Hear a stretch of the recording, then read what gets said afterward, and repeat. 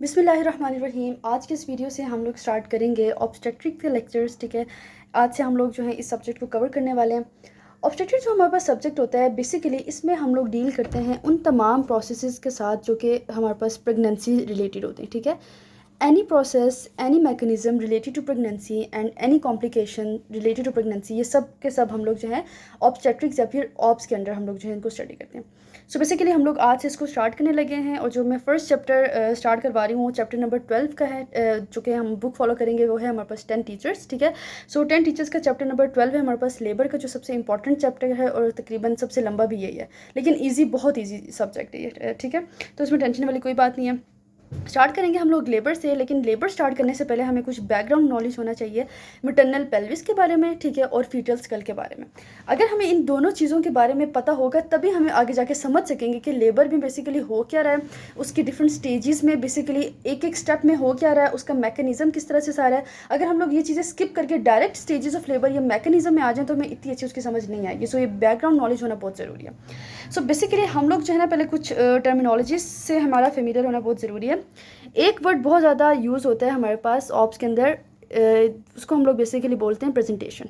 ठीक है, अब आपने देखना है कि प्रेजेंटेशन बेसिकली होता क्या है। आपने याद रखना है, प्रेजेंटेशन आपके पास फीटस का वो पार्ट है जो सबसे पहले पेल्विस में एंटर होता है। ठीक है, वो पार्ट होता है हमारे पास फीटस का जो कि सबसे पहले एंटर होता है किसमें, आपके पेल्विस में। ठीक है, अब उसको आप क्या बोलते हो, प्रेजेंटेशन। अब वो कुछ भी हो सकता है। फॉर एग्जांपल अगर मैं बात करूं एक नॉर्मल की फैलिक प्रेजेंटेशन की, ठीक है, जिसमें आपके पास क्या होता है, बच्चे की टांगे ऊपर होती हैं, उसका हेड नीचे होता है। तो अब आप मुझे खुद बताएं कि इस केस में प्रेजेंटेशन क्या होगा। तो ऑब्वियस बात है, इस केस में जो हमारे पास प्रेजेंटेशन होगी वो आपके पास हेड होगा। ठीक है, जो आपको नज़र आ रहा है। इसके अलावा अगर बच्चा ब्रीच है, फॉर एग्जांपल उसका हेड ऊपर की तरफ है और टांगे नीचे हैं, तो अब इस केस में हमारे पास जो प्रेजेंटेशन है वो आपके पास उसकी फुट या फिर आपके पास कह लो उसके लोअर पार्ट जो है वो होगा। सो आपके पास वर्टेक्स ऑफ हेड हो सकता है, आपके पास कह लो कि फेस हो सकता है, यानी कोई भी वो पार्ट फीटस का जो सबसे पहले पेल्विस में एंटर हो रहा है वो आपके पास क्या है जी, प्रेजेंटेशन। ठीक है, अब एक और टर्मिनोलॉजी हम लोग इसमें यूज़ करते हैं, उसको हम लोग बेसिकली कहते होते हैं पोजीशन। ठीक है, अभी पोजीशन बेसिकली क्या होती है। अब पोजीशन हमारे पास क्या होती है, उसी प्रेजेंटिंग पार्ट जो हम लोगों ने अभी ऊपर बात की है, ये उसी प्रेजेंटिंग पार्ट की ओरिएंटेशन होती है कि वो किस तरह से उस आप कह लें कि पेल्विस में पड़ा हुआ है। ठीक है, इसी की ये आपके पास क्या है, ओरिएंटेशन है। फॉर एग्जांपल अगर मैं बात करूं कि मेरे पास अगर प्रेजेंटिंग पार्ट मेरा हेड है, ठीक है, अब मुझे ये तो नहीं पता ना हेड इधर उसकी फर्दर क्या आगे पोजीशंस है, क्या जो उसका ऑक्सीपिट है वो एंटीरियरली लाई कर रहा है या पोस्टीरियरली लाई कर रहा है, अब ये तो मुझे नहीं पता। इतना तो मुझे पता है कि वो हेड है। ठीक है, वो तो मुझे पता है, प्रेजेंटेशन हमारे पास वो है। ठीक है, प्रेजेंटिंग पार्ट हेड है, लेकिन उसकी फर्दर क्या ओरिएंटेशन है, वहाँ पे उसकी क्या पोजीशन है, ठीक है, in relation to the maternal pubic symphysis, वो आपके पास क्या आ जाती है, पोजीशन आ जाती है। ठीक है, अब फॉर एग्जांपल मैं बताऊं, अगर आपके पास ये फीटस का हेड है, ठीक है, और ये उसकी ऑक्सीपिट है, अगर तो ये पेल्विस में एंटीरियरली पड़ी है तो मैं बोलूँगी इसकी जो पोजीशन है वो ऑक्सीपिट और एंटीरियर है। लेकिन अगर इस बच्चे का हेड कुछ इस तरह से पड़ा है, यानी कि जो ऑक्सीपिट है वो पोस्टीरियरली है, तो मैं बोलूँगी कि इस बच्चे का जो आप कह लें जो इसकी पोजीशन है वो ऑक्सीपिट और पोस्टीरियर है। सो ये प्रेजेंटेशन और पोजीशन को आपका इन दोनों के दरमियान आपको थोड़ा सा डिफरेंस पता होना चाहिए। अब जो है ना, हम लोग बेसिकली स्टार्ट करते हैं अपने मैटरनल पेल्विस को। अब मैटरनल पेल्विस को समझने के लिए ना मैं एक डायग्राम बनाती हूँ, बहुत सिंपल सी बनाऊंगी। ठीक है, मैं बिल्कुल भी कोई एटलस वाली नहीं बनाऊंगी। आप बेसिकली बुक से देख सकते हैं, बुक में सारी डायग्राम्स बनी है और ये सब आप पहले ही सारी एनाटमी में पढ़ के आ चुके हैं। ठीक है, सिंपलेस्ट वे में मैं आपको बताती हूँ। ये जो है ना आपके पास जो पेल्विस है उसका मैंने बनाया है पेल्विक इनलेट। ठीक है, उसके बाद जो मैंने ये अंदर की तरफ बनाई है ये है जी हमारे पास पेल्विक कैविटी, जिसको हम लोग मिड कैविटी भी कहते हैं। अब नीचे की तरफ जो मैं बनाऊंगी वो मेरे पास आ जाएगा जी पेल्विक आउटलेट। अब आप सोचेंगे मैंने इसको थोड़ा सा इरेगुलर से क्यों बनाया, इसकी भी सिग्निफिकेंस है। बात स्टार्ट करते हैं हम लोग पेल्विक इनलेट से। पेल्विक इनलेट के लेवल पे जो हमारा ट्रांसवर्स डायमीटर होता है वो होता है जी 13.5 सेंटीमीटर्स। ठीक है, और जो पेल्विक इनलेट के अंदर हमारा एंट्रोपोस्टीरियर डायमीटर होता है वो हमारे पास होता है बेसिकली 11 सेंटीमीटर। ठीक है, हम किसकी बात करें, हम लोग बेसिकली पेल्विक इनलेट की बात करें। अब जो है मैं ऐसे बिला वजह आपको ये डायमीटर्स नहीं बता रही हूँ, इनकी बहुत सिग्निफिकेंस है आगे लेबर के अंदर। अगर आपको डायमीटर्स पता नहीं होंगे तो आपको स्टेजेस ऑफ लेबर या मैकेनिज्म ऑफ लेबर समझ ही नहीं आएगा। तो पहले आपने ये याद रखना है कि जो आपके पास क्या कहते हैं पेल्विक इनलेट में जो ट्रांसवर्स डायमीटर है वो 13.5 सेंटीमीटर्स है, जो कि ज़्यादा है आपके पास एंट्रोपोस्टीरियर डायमीटर से, विच इज़ 11 सेंटीमीटर। ठीक है। उसके बाद आप आ जाएँ जी मिड पेल्विस के अंदर, जिसको आप मिड कैविटी भी कहते हैं। अब ये जो है ना आपके पास बिल्कुल राउंड होती है। इसका अंदर क्या होता है कि बेसिकली जो आपके पास ट्रांसवर्स डायमीटर है वो भी 12 सेंटीमीटर है, और जो इसका एंट्रोपोस्टीरियर डायमीटर होगा बेसिकली वो भी 12 सेंटीमीटर है। तो बिल्कुल आप कह लो कि राउंड सी आपके पास ये कैविटी होती है, ठीक है। उसके बाद जो है आपको पेल्विक आउटलेट का पता होना चाहिए। अब पेल्विक आउटलेट के लेवल पे ना जो डायमीटर्स हैं वो रिवर्स हो जाएंगे। अब क्या होगा बेसिकली पेल्विक आउटलेट के लेवल पे, अब मैंने ऊपर क्या बताया था, 13.5 सेंटीमीटर जो ज़्यादा डायमीटर था वो किसका था, ट्रांसवर्स डायमीटर था। अब यहाँ पे जो ज़्यादा डायमीटर होगा वो एंट्रोपोस्टीरियर हो जाएगा। कितना हो जाएगा, एग्जैक्टली वही वैल्यूज़ हैं, ठीक है, 13.5 सेंटीमीटर्स, बस रिवर्स हो गया। उधर ट्रांसवर्स में था, अब यहाँ एंट्रोपोस्टीरियर में आ गया, ठीक है। और जो यहाँ पे आपके पास आएगा बेसिकली ट्रांसवर्स डायमीटर, वो आएगा बेसिकली आपके पास 11 सेंटीमीटर्स, ठीक है। सो ऊपर पेल्विक इनलेट में जो आपके पास लार्जेस्ट डायमीटर था वो था ट्रांसवर्स विच वाज 13.5, और जो शॉर्टर था वो एंट्रोपोस्टीरियर था। आउटलेट में रिवर्स हो गया काम। क्या हो गया, आपके पास जो क्या कहते हैं ट्रांसवर्स डायमीटर है वो छोटा हो गया 11 सेंटीमीटर, और जो ज़्यादा डायमीटर है वो आपके पास 13.5 सेंटीमीटर है एंट्रोपोस्टीरियर। सो इस बात को हम आगे कोरिलेट करेंगे जब हम मैकेनिज्म ऑफ लेबर पढ़ेंगे, तो हमें पता चलेगा कि किस तरह से मैटरनल पेल्विस की डिफरेंट डायमेंशंस की वजह से फीटस अपनी पोजीशनिंग जो है वो चेंज करता है। सो ये बेसिकली जो है ना आपको थोड़ा सा बैकग्राउंड पता होना चाहिए। उसके बाद जो है आपके पास पेल्विक शेप की जो है ना थोड़ी सी हम बात कर लेते हैं, ठीक है। पेल्विक शेप की बेसिकली हमारे पास फोर टाइप्स की मेन शेप्स होती हैं जो मैटरनल पेल्विस की शेप्स होती हैं, ठीक है। आपके पास उसमें आ जाती है गायनाकोइड पेल्विस, आपके पास आ जाती है एंथ्रोपॉइड पेल्विस, ठीक है। उसके अलावा आपके पास एंड्रॉइड पेल्विस आ जाती है, ये सब आपकी बुक में लिखा हुआ है, ठीक है। इसके अलावा जो है इसमें आपके पास आ जाती है प्लेटिपॉइड पेल्विस, ठीक है। सो इन 4 पेल्विस में से, गायनाकोइड में से, एंथ्रोपॉइड में से, एंड्रॉइड में से, और जो आपके पास प्लेटिप्लॉइड है, इन तमाम में से जो सबसे ज़्यादा फेवरेबल और जो सबसे मोस्ट कॉमन है वो आपके पास गायनाकोइड पेल्विस है, ठीक है। मैं आपको इनकी शेप्स भी दिखा देती हूँ। अच्छा, तो इधर आप देख सकते हो ये जो फर्स्ट पे आपको दिखाया गया दैट इज द गायनाकोइड पेल्विस, ठीक है। सबसे ज़्यादा फेवरेबल यही होती है प्रेगनेंसी, मतलब बेसिकली वेजाइनल डिलीवरी के लिए, ठीक है, और मोस्ट कॉमन भी यही है, ठीक है। उसके बाद आपके पास एंड्रॉइड पेल्विस होता है कुछ इस तरह हार्ट शेप था, ठीक है। उसके बाद जो है आपके पास आ जाती है एंथ्रोपॉइड पेल्विस, ठीक है, उसकी शेप कुछ इस तरह से होती है ओवल सी। देन आपके पास आ जाती है प्लेटिप्लॉइड पेल्विस, ठीक है। अब ये जो बाकी की 3 पेल्विसेस हैं एक्सेप्ट द गायनाकोइड पेल्विस, इनके अंदर प्रेगनेंसी जो डिलीवरी है वेजाइनल डिलीवरी वो इतनी फेवरेबल नहीं है और इतनी स्पॉन्टेनियस नहीं होती। सो मोस्ट फेवरेबल आपके पास, आपने बस इस चीज़ को याद रखना है कि वो गायनाकोइड पेल्विस है, ठीक है। अच्छा, इसके बाद जो है आपको जो इंपॉर्टेंट कॉन्सेप्ट पता होना चाहिए वो फीटल स्कल के बारे में पता होना चाहिए, ठीक है। जो जितनी भी इंपॉर्टेंट बातें मैंने आपको बता दी हैं मैटरनल पेल्विस से रिलेटेड। अब फीटल स्कल के बारे में आपको क्या पता होना चाहिए जिसकी वजह से आप आगे mechanism and stages of labour को समझ सकेंगे, वो आपने ये बात याद रखनी है कि जो आपके पास फीटल स्कल होता है at the time of labour, आपने याद रखना है कि जो उसके स्यूचर्स हैं वो ऑसिफाइड नहीं होते, ठीक है। मीन्स के उनके दरमियान कार्टिलेज जो है वो मौजूद होता है, वो बिल्कुल ऑसियस फॉर्म में नहीं होते, ठीक है।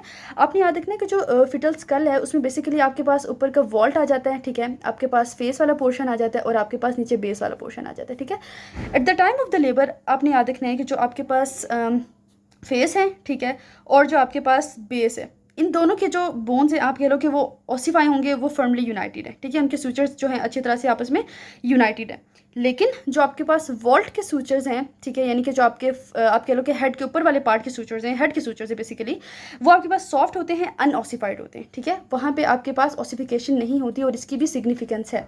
इसकी क्या सिग्निफिकेंस है बेसिकली कि जब आपके पास वेजाइनल डिलीवरी होती है और जब आपके पास क्या होता है कि फीटल हेड ने बेसिकली पूरे फीटस ने जब पास होके यूट्रस से होते हुए सर्विक्स से होते हुए वेजाइना में से आना होता है, तो क्या होता है कि यही जो आपके पास फ्यूचर्स हैं ये आपस में ओवरलैप करते हैं, ठीक है। और इससे क्या होता है कि फीटल हेड का साइज थोड़ा सा छोटा हो जाता है और फिर वेजाइनल डिलीवरी में वो हेल्प आउट करते हैं, ठीक है। अब इसके अंदर 2 इंपॉर्टेंट स्ट्रक्चर्स के बारे में आपको पता होना चाहिए, ठीक है। मैं आपको यहाँ ऊपर से दिखा देती हूँ। अच्छा, एंटीरियरली आपके पास होता है एंटीरियर फॉन्टेनेले जो कि एक डायमंड शेप स्ट्रक्चर है, ठीक है। इसको हम लोग क्या है ब्रेगमा भी कहते हैं, ठीक है। ये जो है आपके पास ना कौन कौन से स्यूचर से मिलकर बना होता है, ये आपके पास बना होता है पीछे की तरफ से सैजिटल स्यूचर से, आगे की तरफ जो है आपके पास कॉर्नल स्यूचर्स आ जाते हैं और यहाँ पे जो है आपके पास फ्रंटल स्यूचर आ जाता है।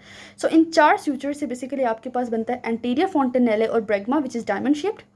और आपके पास क्या होता है पीछे की तरफ एक और फॉन्टेनेले होते हैं जिसको हम लोग कहते हैं पोस्टीरियर फॉन्टेनेले, ठीक है। और ये पोस्टीरियर फॉन्टेनेले बनता है इसी सैजिटल स्यूचर से, ठीक है। और पीछे की तरफ ऐसे लैम्डा शेप लैम्डॉइड स्यूचर होता है, ठीक है। सो यहाँ पे एक ट्रायंगुलर से एरिया बन जाता है जिसको हम लोग नाम देते हैं किसका, पोस्टीरियर फॉन्टेनेले का, ठीक है।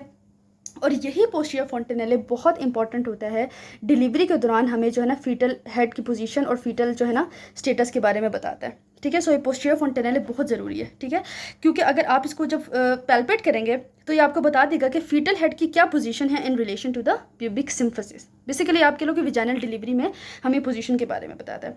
अब जो है आपको पता होनी चाहिए कि जो मोस्ट फेवरेबल पोजीशन होती है ड्यूरिंग डिलीवरी वो आपके पास होती है जी ऑक्सीपिटो एंटीरियर, जैसे मैंने आपको यहाँ पे बताई हुई है। ऑक्सीपिट आपके पास एंटीरियरली होता है, ठीक है। ये मोस्ट आपके पास फेवरेबल कंडीशन होती है और ये स्पॉन्टेनियस विजाइनल बर्थ की तरफ लेके जाती है। अगर आपके पास ऑक्सीपिटो पोस्टीरियर कंडीशन है या आपके पास ऑक्सीपिटो ट्रांसफर जो है ऑक्सीपिट आपका पड़ा हुआ है, इन दोनों को हम लोग क्या बेसिकली बोलते हैं, मेल पोजिशंस, ठीक है। और इनकी वजह से आपके पास लेबर प्रोलॉन्ग हो सकती है या इंस्ट्रूमेंटल डिलीवरी की तरफ आपको जाना पड़ सकता है या सिजेरियन सेक्शन की तरफ आपको जाना पड़ता है, ठीक है। सो कहने का मकसद ये है कि मोस्ट फेवरेबल आपके पास ये वाली पोजीशन है और ये दो पोजीशन जो है ना आपको फिर थोड़ी कॉम्प्लिकेशंस की तरफ लेके जा सकती हैं, ठीक है। अच्छा, अब जो हमारा लास्ट कॉन्सेप्ट रह गया इस वीडियो का, मतलब before starting the labour, that is basically about the diameters of the skull, ठीक है। अब ये हमारे पास जानना क्यों ज़रूरी है। अब आपने याद रखना कि डायमीटर्स ऑफ स्कल जानने से पहले एक तो हमें पता होना चाहिए कि एक टर्म होती है उसको हम लोग बेसिकली कहते हैं एटीट्यूड। अब ये एटीट्यूड बेसिकली क्या चीज़ है, ये एटीट्यूड आपके पास जो है ना फीटल हेड की पोजीशनिंग बताता है बेसिकली कि कितना डिग्री ऑफ फ्लेक्शन या फिर कितना डिग्री ऑफ एक्सटेंशन किया हुआ है फीटल हेड ने, ठीक है, at the upper cervical spine, ठीक है। सो इसको हम लोग बेसिकली क्या बोल रहे होते हैं, इसको हम लोग बोल रहे होते हैं एटीट्यूड ऑफ द फीटस। ये बेसिकली हमें बताता है कि at the time of labour आपके पास ये एटीट्यूड हमें बताता है कि कौन सा आपके पास लॉन्गिट्यूडनल डायमीटर जो है फीटल हेड का वो प्रेजेंट करेगा। ये मैं आपको आगे डायग्राम से समझाती हूँ, आपको ज़्यादा अच्छी समझ आएगी। अच्छा, अब आप यहाँ पे देखें, यहाँ पे आपको 4 पोजीशन दिखाई गई हैं। अगर आपके पास जो एटीट्यूड है फीटल हेड का वो फ्लेक्स्ड है, जैसे आप यहाँ देख सकते हो, कैसे आपको पता चले फ्लेक्स्ड है, आप देख सकते हो कि जो चिन है हमारे पास फीटस की वो डायरेक्टली उसके चेस्ट पे लाई करिए, ठीक है।